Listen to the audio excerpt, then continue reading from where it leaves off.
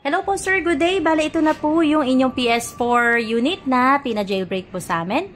So, updated na rin po yung firmware natin to 11.0 and then fully activated na yung ating jailbreak. So, once fully activated na, makikita nyo na agad yung mga games ninyo rito. So, as normal usage, yung select nyo lang yung game that you want to play and enter. So, ito po yung first batch ng ating mga games. Yung second batch po na pinahabol ninyo, preparing na rin po siya.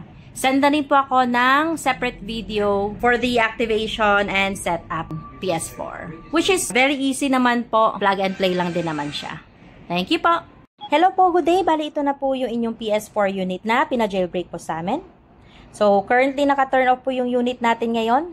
And kagaya ng normal setup po ninyo, ikakabit nyo lang po yung inyong HDMI and yung inyong power cord. Now, sa setup natin, may madaragdag lang po na device which is yung ating BlackFox device for jailbreak.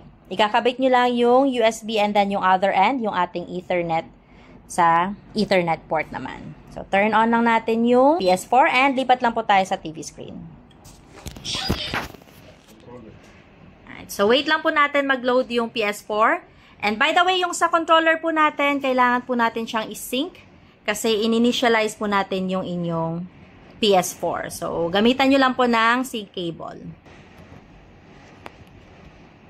Pag-load ng PS4 ninyo, select nyo lang muna yung user 1.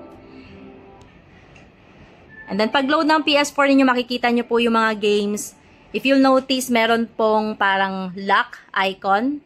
That means hindi pa po playable yung ating games kasi hindi pa fully activated yung ating jailbreak.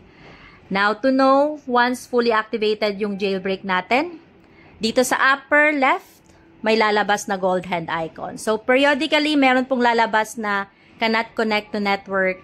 Huwag nyo lang pong pansinin yun kasi nag-activate pa ang ating jailbreak. Sometimes, it takes around 30 seconds to a minute or even more. So, wait lang po natin.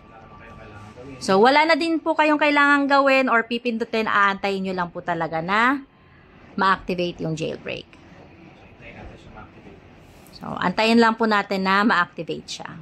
And then, mawawala na yung lock icon sa mga games.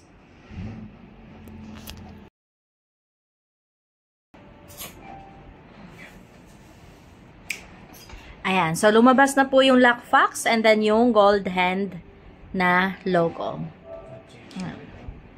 Nag-change na rin po yung sa mga games natin, nawala na yung lock icon. So, that means na playable na po yung mga naka-install natin na games.